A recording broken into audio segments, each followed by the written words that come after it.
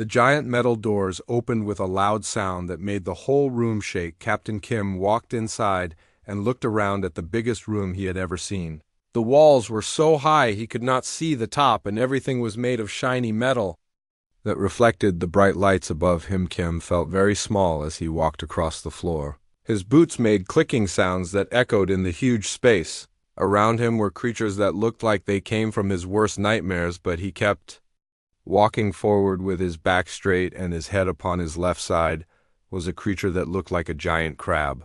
But it was as tall as a building. Its shell was black and shiny like a mirror, and it had 8 legs that were thicker than tree trunks. The creature had 4 eyes that glowed red, and they were all looking down at Kim like he was a bug on. His right side was something that looked like a giant spider, but it had the head of a lizard. Its 6 arms were covered in muscles that looked like they could crush a car, and its teeth were as long as knives. When it moved its arms, the muscles rippled like waves on water behind. Them were more creatures that Kim had never seen before. Some looked like giant insects with wings that buzzed loudly. Others looked like walking trees with branches for arms and leaves that moved even though there was no wind. Some were so strange that Kim could not even think of words to describe them. All of these creatures were huge. Kim was not a small man back on Earth, but here he felt like a child surrounded by giants. The smallest creature in the room was still twice as tall as he was, and most of them were much bigger than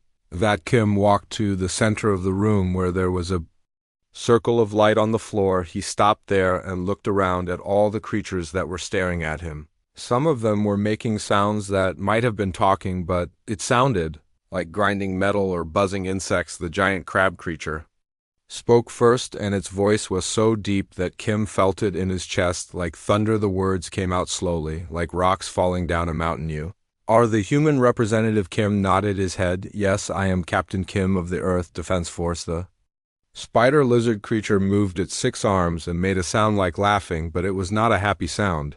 You are very small human. How do you survive on your world with no claws or teeth or armor? Kim smiled but kept his voice calm. We find ways to survive. We always have a creature that looked like a giant bird with metal feathers spoke up. Your planet scans show that you have no natural weapons. How do you fight? How do you hunt? How do you protect yourselves from predators? We use our minds.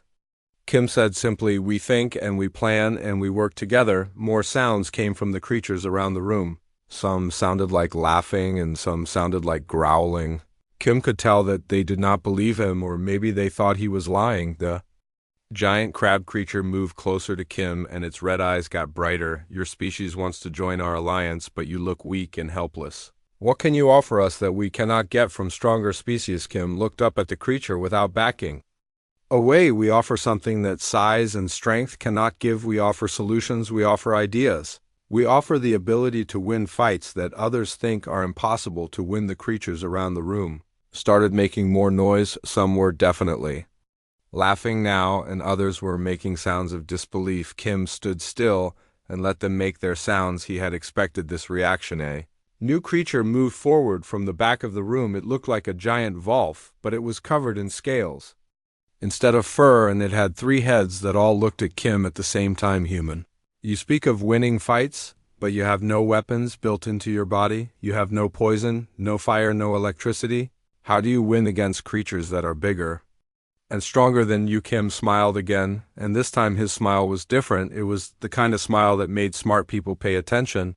We win because we win because giving up is not an option. We win because we learn from every fight, and we get better each time. The 3-headed wolf creature tilted all its heads at the same time. Explain this to us, human. Show us how a creature with no natural weapons can claim to be a fighter. Kim looked around the room at all the creatures that was staring at him. He could see doubt in their eyes and maybe a little bit of pity. They thought he was either crazy or lying, but he knew they would learn the truth soon. Enough on my world, Kim said, speaking loudly so all the creatures could hear him. The most dangerous predator looks harmless until it is too late. The deadliest hunters do not look scary until they attack. The strongest fighters do not show their strength until they need to use. I paused and looked directly at the giant crab creature. You look at me and see weakness, but that is because you do not know how to look. You see small size and think that means weak. You see no claws and think that means defenseless. You see smooth skin and think that means soft. The room got quieter as Kim continued talking. What you do not see is that every human is a learning machine. Every fight teaches us something new. Every challenge makes us stronger. Every problem forces us to find new solutions. We do not just adapt to our environment, we change our environment to fit our needs. Kim gestured around the room at all the creatures watching him. Each of you is perfectly designed for your home world. You are big and strong and dangerous in the places where you evolved. But what happens when you face something different? What happens when size and strength are not enough? The giant crab creature leaned down closer to Kim. Its red eyes were now just a few feet away from his face. You talk much for such a small creature. But talk is not the same as action. If you wish to join our alliance, you must prove that your species deserves a place among us. Kim nodded. I expected you would say that. What kind of proof do you require? The crab creature looked around the room at the other creatures, and they all made sounds of agreement. Combat trials, said the creature. You must face our champions in single combat. If you can defeat them, then your species may join us. If you cannot, then you will leave and never return. Kim felt his heart beat faster, but he kept his face calm. I accept your challenge. When do we begin? The spider lizard creature made its laughing sound again. Tomorrow, human, bring your best warrior, and we will see if humans are as dangerous as you claim. Kim smiled one more time, but this smile was different from the others. This one was the smile of someone who knew a secret. I will bring Lieutenant Park. She will show you what it means to be human. The creatures around the room made sounds of surprise and disbelief. Kim could tell they were expecting him to bring a giant warrior covered in muscles and scars. Instead, he was bringing someone they had not even noticed. As Kim walked back toward the doors, he could hear the creatures talking among themselves in their strange voices. He knew they were probably laughing about how easy tomorrow would be. He knew they thought one of their champions would quickly defeat the small human warrior. Kim did not mind their laughter. He had heard it before from other enemies who thought humans were weak and helpless. Those enemies had learned the truth the hard way. Tomorrow these creatures would learn the same lesson. The doors closed behind Kim with the same loud sound they had made when he entered. But now the sound did not seem scary. It sounded like the beginning of something new, something that would change everything. Kim walked down the hallway toward where his team was waiting. He was looking forward to tomorrow when Lieutenant Park stepped into that combat ring. These creatures would finally understand what it really meant to be human. The galaxy was about to learn its first lesson about Earth, one that it would never forget. The combat arena was even bigger than the council chamber. Lieutenant Park walked into the center and looked around at the thousands of alien creatures that filled the seats. Above her, the noise they made was like a storm of thunder and lightning. But she kept walking forward with steady steps. Park was not what anyone expected when they thought of a human warrior. She was small even by human standards, and her uniform looked plain and simple compared to the bright armor that the alien champions wore. She had no weapons and no special equipment, just her hands and her mind. The first champion entered the arena, and the crowd went wild with excitement. His name was Vex, and he was a Voltron warrior with 6 arms that were each thicker than Park's entire body. His muscles were so big that they had muscles on top of them, and his skin was covered in natural armor that looked like it could stop bullets. Vex stood in the center of the arena and flexed all 6 of his arms at the same time.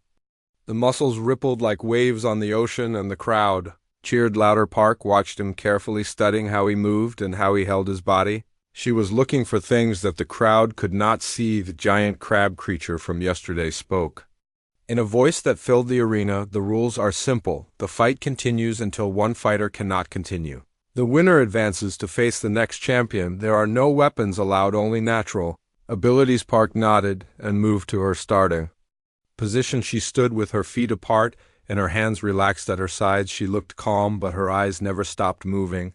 They tracked every movement Vex made and noted every detail about his body. Vex laughed when he saw her stance. You stand like you are going for a walk, human, not like you are going to fight. Do you even know what fighting is? Park smiled, but did not answer. She had learned long ago that talking during a fight was just wasting energy that could be used for more important things. The signal to begin was a loud horn that made the whole arena shake. Vex charged forward like a bull, his 6 arms reaching out to grab Park and crush her. His plan was simple: grab the tiny human and squeeze until she gave up, but Park was not there when his arms closed around empty air. She had moved to the side so fast that even some of the aliens in the crowd missed it. Vex spun around, confused and angry. His 6 arms waved in the air, trying to find his target. Park was behind him now, and she struck with one quick punch to a spot just below his left shoulder blade. Vex roared in pain and surprise. His left arms went numb and hung useless at his side. He spun around again, trying to catch her, but she was already moving. The crowd was getting louder now. Some were cheering for Vex and others were starting to cheer for Park. Nobody had expected the small human to last this long against the mighty Voltron champion. Vex tried a different approach. He used his 4 good arms to grab pieces of the arena floor and throw them at Park like missiles. Each piece was the size of a car and moving fast enough to punch through metal. But Park moved like water flowing around rocks. The missiles crashed into the arena walls but never touched her. Park waited for her chance. When Vex threw another piece of the floor, she ran straight at him while he was off balance. She jumped up and struck him in the throat with her elbow. Vex made a choking sound and staggered backward. Now Park pressed her advantage. She moved in close where Vex's long arms could not reach her effectively.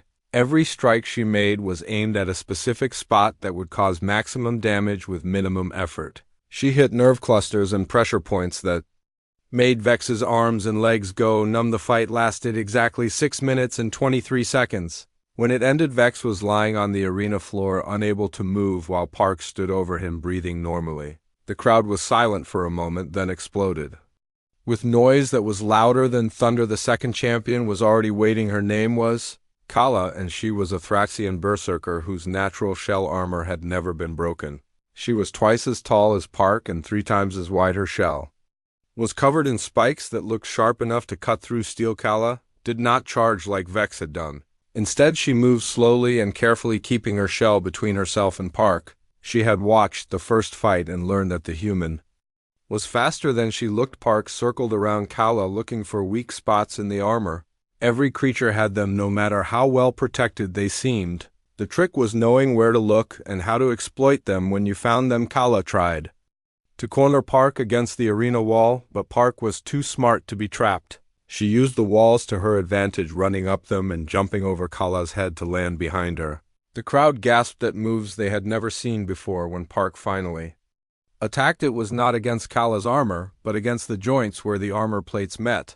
She found a gap near Kala's left knee and struck with all her strength. The armor plate cracked and Kala stumbled. Park did not let up. She kept attacking the same spot until the armor gave way completely. Then she moved to the next joint and the next. Piece by piece, she took apart armor that had protected Kala for over 100 battles. Kala fell after 9 minutes and 47 seconds. The crowd was no longer laughing or making jokes about the small human warrior. They were starting to understand that something very unusual was happening. The third champion was different from the others. His name was Rex, and he was a Kef assassin bred for speed and stealth. He moved like a shadow, and his claws could cut through diamond. He had never lost a fight, and he had never taken longer than 3 minutes to win. Rex did not wait for the signal. He attacked the moment he entered the arena, moving so fast that he was just a blur to most of the watching aliens. His claws whistled through the air where Park's head had been just a split second before, but Park was ready for speed. She had fought fast opponents before, and she knew that speed without control was just chaos. She moved with purpose while Rex moved with desperation. The fight between Park and Rex looked like a deadly dance.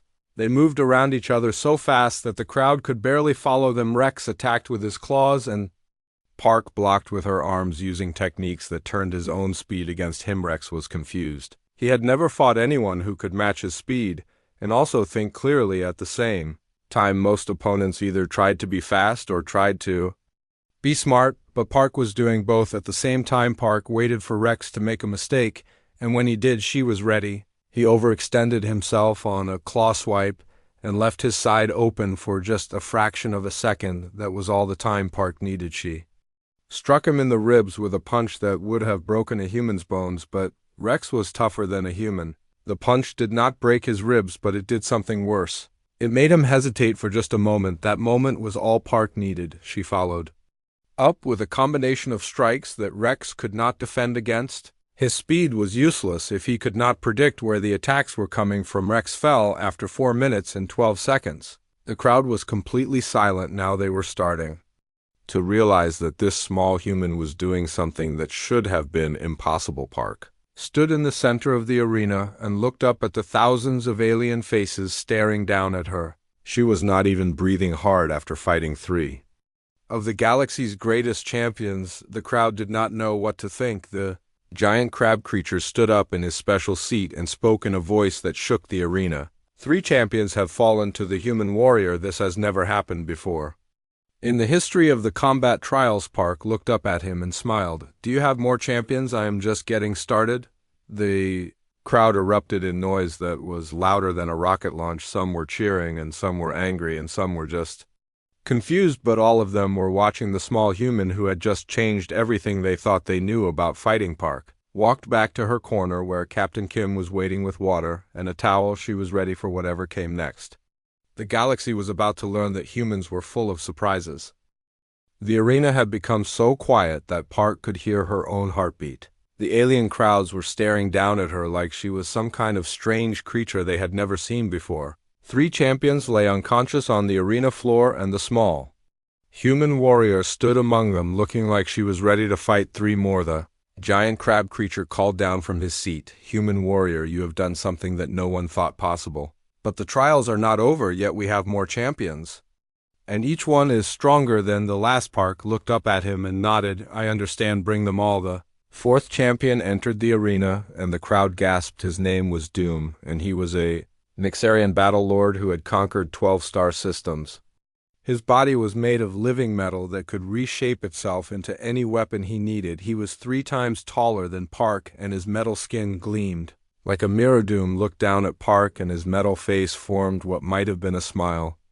So, you are the little human who thinks she can fight. You have been lucky so far, but luck runs out. Park studied him carefully. She had never fought anyone made of metal before, but she knew that every material had weaknesses. Even the strongest metal could be broken if you knew how to apply force in the right way. Doom raised his right arm and it changed shape, becoming a sword that was longer than Park was tall. The blade gleamed with sharp edges that could cut through starship hulls. He swung it down at Park with enough force to split the arena floor in half. Park rolled to the side and the sword crashed into the ground where she had been standing. The impact made a crater big enough to hide a car in, but Park was already moving. She ran straight at Doom while he was pulling his sword out of the ground. She jumped up and grabbed onto Doom's arm, using her momentum to swing herself up toward his head. Doom tried to shake her off, but Park held on tight. She had learned how to climb on moving targets when she was just a child. Doom changed his other arm into a hammer and tried to hit Park with it, but she was too close to his body for him to get a good angle. The hammer scraped along his own chest, leaving scratches in his metal skin. Park found what she was looking for, a small gap in Doom's neck where his head connected to his body. Even living metal needed joints to move, and joints were always weak spots. She struck the gap with her elbow using all her strength. Doom roared in pain and anger. His metal body started to spark and smoke. Park had damaged something important inside him. His movements became jerky and uncontrolled like a broken machine. Park jumped down from his arm and landed behind him. She kicked him in the back of the knee and Doom fell forward. His metal body crashed into the arena floor with a sound like a building falling down. The crowd was going wild now. They had never seen anything like this before. A creature made of living metal defeated by a tiny human who had no weapons except her hands and her brain. The 5th champion was already waiting, and this one made even the other aliens nervous. His name was Terror, and he was a void spawned from the dark spaces between stars. His body was made of shadow and nightmare, and looking at him too long made even brave warriors feel afraid. Terror had no solid form. He flowed like black water, and his touch could drain the life from any living thing. He had never been defeated because most opponents ran away before the fight even started. Park looked at Terror and felt a chill run down her spine.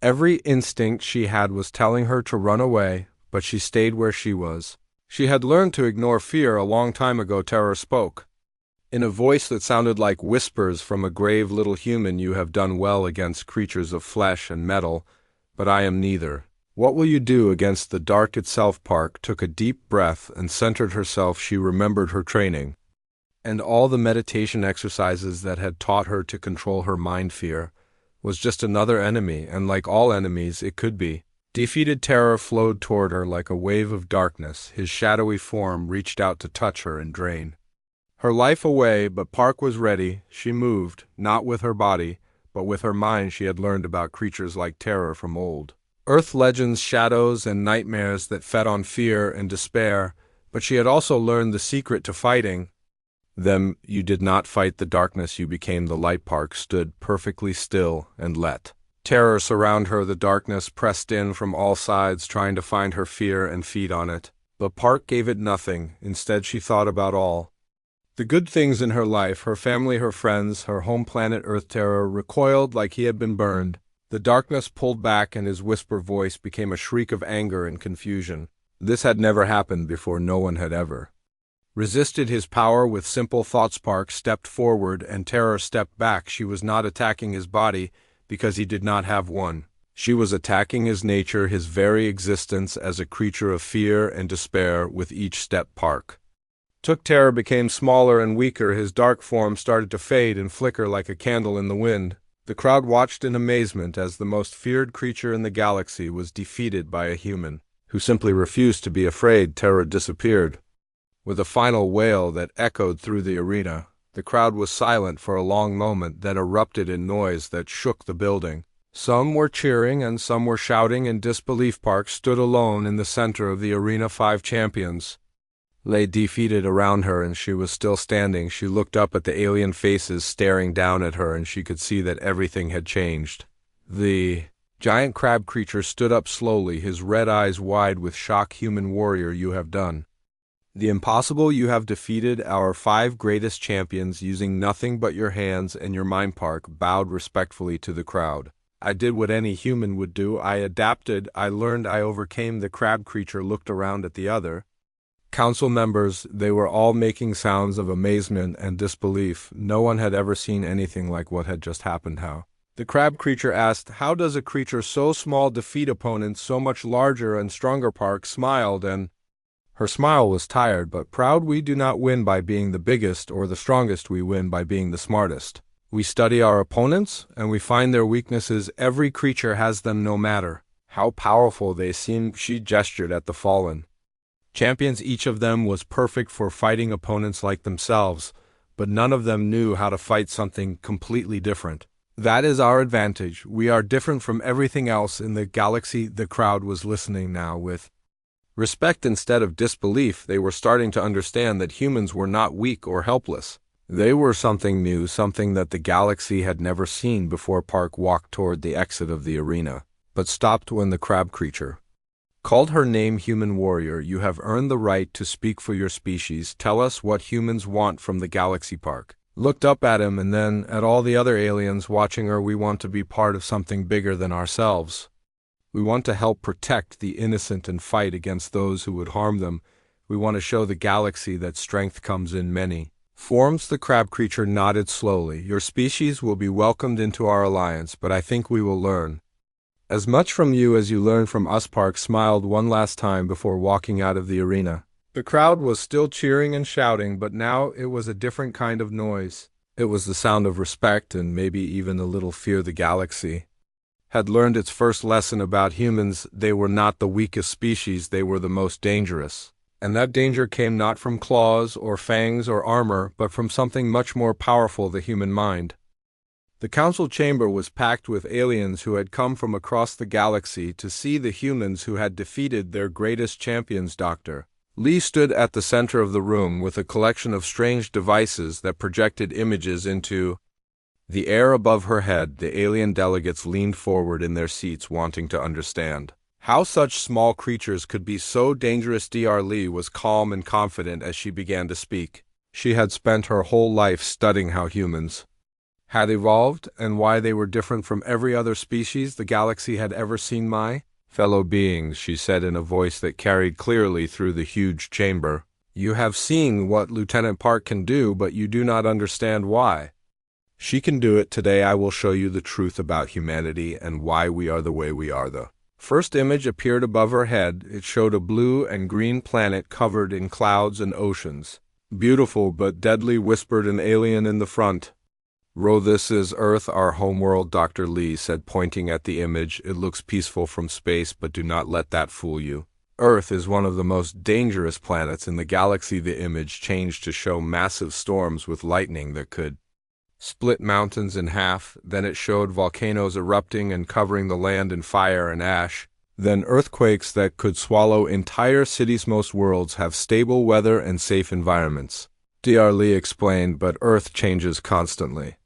Our ancestors had to survive ice ages that lasted for thousands of years. They had to live through volcanic eruptions that blocked out the sun. They had to rebuild their homes after earthquakes destroyed everything they had built. The aliens in the chamber made sounds of amazement and disbelief. Many of them came from worlds where the weather never changed and disasters were rare. They could not imagine trying to build a civilization on a planet that was constantly trying to kill them. But that is not the worst part, Dr. Lee continued. The image changed again to show the creatures that had lived on Earth millions of years ago. Giant lizards with teeth like swords, massive cats with claws that could tear through anything, flying reptiles that could snatch prey from the ground. These were the predators that early humans had to face every day. Dr. Lee said our ancestors had no claws, no fangs, no armor, no poison. They were small and weak and slow compared to the creatures that hunted them. So how did they survive? Asked the giant crab creature. Dr. Lee smiled, and the image changed to show a group of early humans working together. They were using tools made from rocks and sticks, and they were surrounding a creature that was much bigger than all of them put together. They learned to think. They learned to work together. They learned to use tools. They learned to plan and prepare and adapt to any situation. That is what made them dangerous. The image showed the humans attacking the giant creature from all sides, using their tools and their intelligence to bring it down. The creature was stronger and faster, but the humans were smarter over millions of years. Dr. Lee continued, humans got better at this. They learned to make better tools. They learned to work together in larger groups. They learned to think ahead and plan for problems before they happened. The image changed to show humans throughout history building cities that could survive earthquakes, making boats that could cross oceans, making tools that could cut through the hardest materials. But the most important thing, Dr. Lee said, was that they never stopped learning. Every challenge made them stronger. Every problem taught them something new. Every failure showed them a better way to do things. The aliens in the chamber were listening carefully now. They were starting to understand that humans were not just lucky or clever.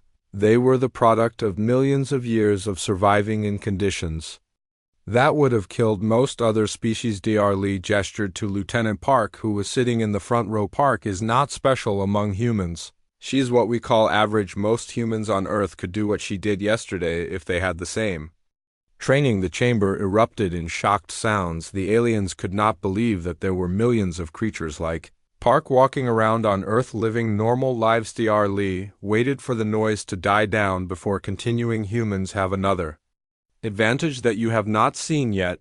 We do not just adapt to our environment, we change our environment to suit our needs. The image showed human cities with buildings that reached toward the sky, roads that connected continents, machines that could fly through the air and travel between stars. Other species find a world that suits them and they stay there, Dr. Lee explained. But humans can live anywhere. We can survive in the frozen wastelands of ice planets. We can build cities in the burning deserts of fire worlds. We can even live in the vacuum of space if we have to. The images showed human colonies on dozens of different worlds. Each one was different, but humans had found ways to survive and thrive in all of them. A creature that looked like a giant insect raised one of its arms. Dr. Lee, but surely there must be limits to human adaptability. What happens when you face something completely new? Dr. Lee smiled again. That is when we are most dangerous. When humans face something they have never seen before, they do not panic or run away. They study it, they learn about it, they figure out how to deal with it. The image changed to show human soldiers fighting against alien creatures that the galaxy had never seen before. The humans were outnumbered and outgunned, but they were winning. These are the Devourers, Dr. Lee said, pointing at the alien creatures. They appeared in human space 5 years ago. They were unlike anything we had ever encountered. They could eat metal and energy. And they reproduced so fast that they covered entire planets in weeks. The aliens in the chamber made sounds of recognition.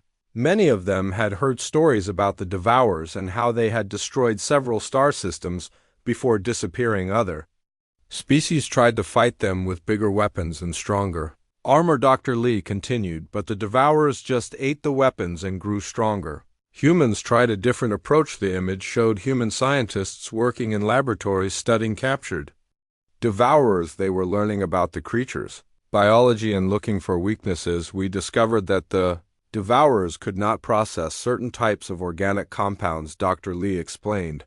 We developed a weapon that was not made of metal or energy, but of modified plant matter. The image showed human ships firing strange green weapons at the Devourers. The creatures tried to eat the weapons, but instead they began to shrivel up and die. The Devourers were extinct within 6 months, Dr. Lee said.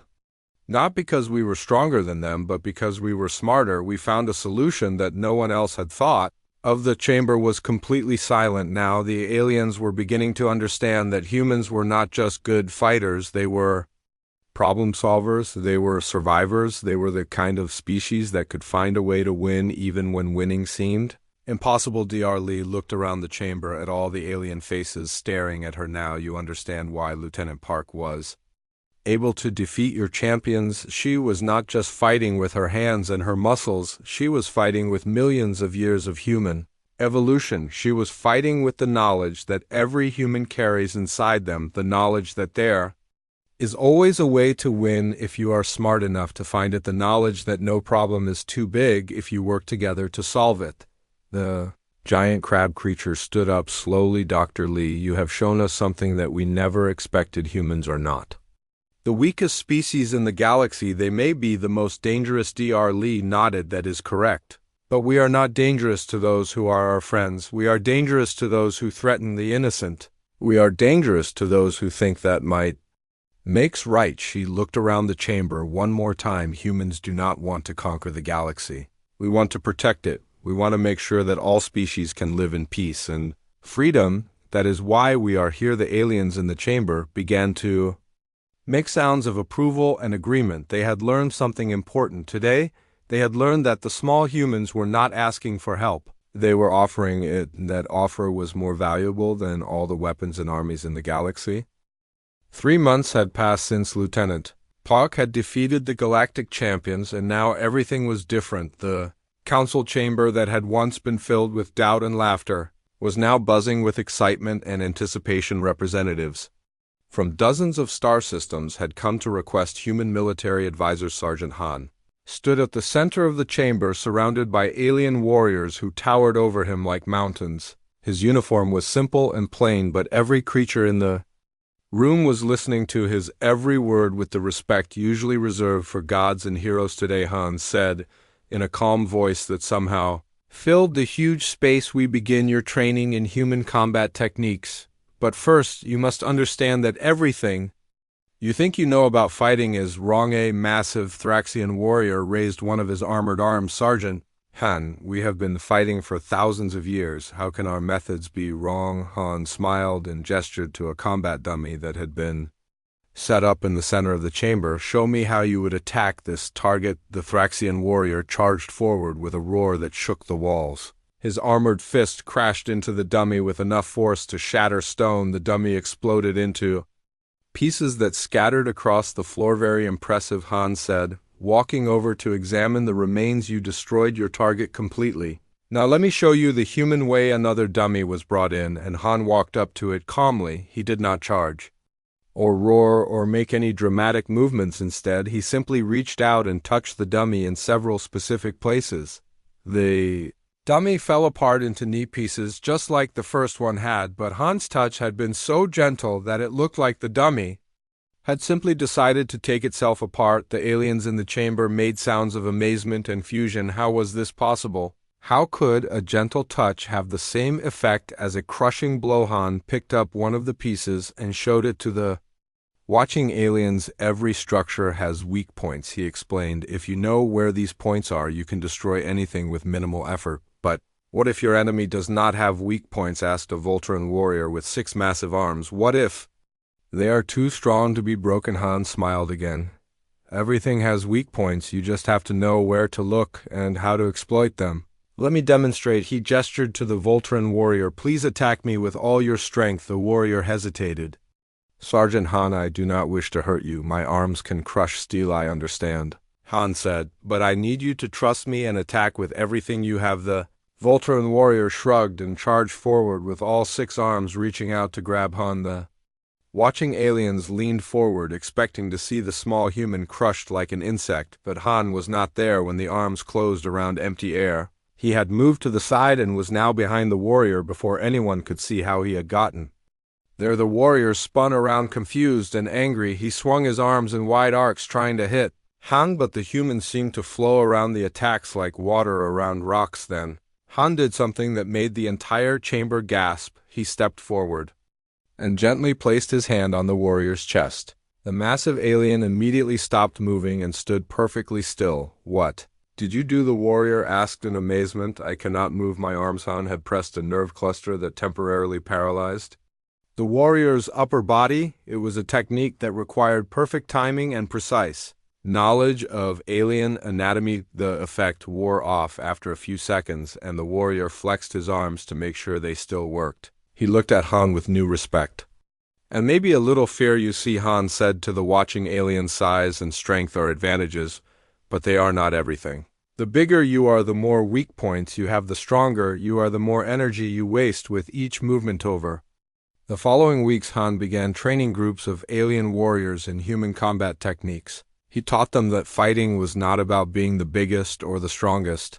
It was about being the smartest and the most efficient. The Thraxian warriors learned to move with precision instead of power. They discovered that their heavy armor was actually a weakness because it made them slow and predictable. Han showed them how to use their natural shell as a weapon instead of just protection. The Voltron soldiers learned to use their 6 arms in coordination instead of just swinging them wildly. They practiced combinations and sequences that maximized their natural advantages while minimizing their weaknesses. The Keth assassins learned that true stealth came from understanding your environment, not just from moving fast.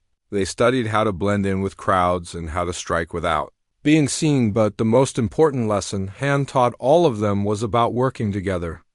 Every species in the galaxy had developed their own fighting styles based on their individual strengths, but humans had learned to combine their individual abilities into something greater. Watch closely, Han said as he demonstrated with a group of human soldiers. They moved together like parts of a single organism, each one supporting the others and covering their weaknesses. The alien warriors tried to copy what they saw, but their movements were awkward and uncoordinated. They were used to fighting as individuals, not as a team. This will take time, Han explained. Trust is not something that can be learned in a day. You must practice together until you know each other so well that you can predict what your teammate will do before they do it. The training continued for months. The alien warriors slowly began to understand what Han was teaching them. They learned that the human way of fighting was not about individual glory or proving who was the strongest. It was about winning. It was about survival. It was about protecting the innocent and defeating those who would harm them. The first test of their new training came when a group of space pirates attacked a merchant convoy. The pirates were expecting easy prey, but instead, they found themselves facing a mixed force of human and alien warriors working together. The battle was over in minutes. The pirates, who had been terrorizing trade routes for years, were defeated by a force that was smaller and less heavily armed. But the human-trained aliens fought with a coordination and efficiency that the pirates had never seen before. Word of the victory spread quickly across the galaxy. Soon, every major military force was requesting human advisors. The galaxy had learned that humans did not just make good warriors, they made everyone around them better warriors too. Captain Kim stood in his new office overlooking the main training facility, where hundreds of alien warriors were learning human combat techniques. The sight filled him with pride and hope. A year ago, humans had been unknown in the galaxy. Now they were the most sought-after military advisors in known space. Every species wanted to learn from them. But Kim knew that the real victory was not in the Fighting, it was in the understanding. The galaxy had learned that strength came in many forms and that the most powerful weapon was the mind. Lieutenant Park entered the office and stood beside Kim at the window. She had been promoted to colonel and was now in charge of training the advanced combat instructors. The Nexarian battle lords want to sign a formal alliance, she reported. They say that human military doctrine has revolutionized their entire approach to warfare. Kim smiled. That is good news, but remember that our real mission is not to make better warriors, it is to make war unnecessary. Park nodded. I understand, sir. But until that day comes, we need to make sure that the good guys are better at fighting than the bad guys. Kim looked out at the training facility where creatures from dozens of different worlds were learning to work together as one force. It was a sight that would have been impossible just a year ago. The galaxy was changing. Humans had not conquered it with weapons or threats, they had changed it with ideas and knowledge. They had shown that the smallest species could have the biggest impact, and that was the most human thing of all. 5 years had passed since the first human ship had arrived at the Galactic Council, and the universe was no longer the same place. Captain Kim now wore the uniform of a galactic defense admiral, and his office was in the highest tower of the capital city of the galaxy. Through his window, Kim could see ships from hundreds of different worlds docking at the massive space station that had become the center of galactic defense. Each ship carried crews trained in human combat techniques and human tactical thinking. The transformation had been incredible. When humans first arrived, they were seen as weak and helpless creatures who needed protection from the dangerous galaxy. Now they were the teachers and protectors of that same galaxy. Kim turned from the window as his aide entered the office. It was Colonel Park, who had been promoted again after successfully training the elite guard units of 12 different species. Admiral, the colony on Kepler 7 is under attack by the Ravager fleet. Park reported. They are requesting immediate assistance. Kim nodded and walked to the tactical display that showed the entire galaxy. Kepler 7 was a peaceful farming world inhabited by gentle creatures who had never learned to fight the Ravager fleet. Was a group of pirates and criminals who attacked defenseless worlds. How long until our response fleet arrives? Kim asked. The mixed squadron under Commander Lee will reach Kepler 7 in 6 hours, Park replied. But sir, the Ravagers have 3 heavy cruisers and multiple fighter squadrons. Our force is much smaller. Kim smiled, the same confident smile that had become famous across the galaxy. Numbers do not matter if you know how to use them correctly. Send word to Commander Lee that he is authorized to use Human Protocol 7. Park nodded and left to send the message. Kim returned to his window and watched as a small fleet of ships prepared to leave the station. The fleet consisted of vessels from 6 different species, all working together under human tactical command. 6 hours later, the reports began arriving.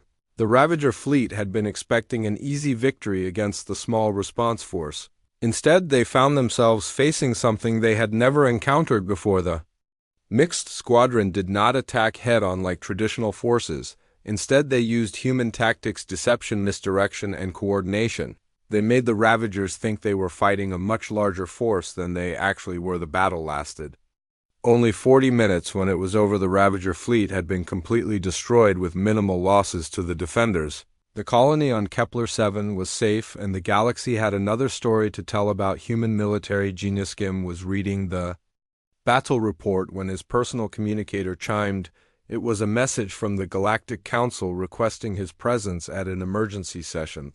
The council chamber was packed with representatives from across the galaxy, but now the atmosphere was different from that first day 5 years ago. Instead of looking down at humans with pity or amusement, the aliens looked at them with respect and maybe a little fear. The giant crab creature, who was now the Supreme Chancellor, stood up to address the assembly. Admiral Kim, he said in his deep voice that rumbled through the chamber, we have called this emergency session to discuss a matter of great importance. Kim stood up and waited for the Chancellor to continue. He had learned that patience was often the best strategy when dealing with alien politics. The Void Seekers have returned, the Chancellor announced.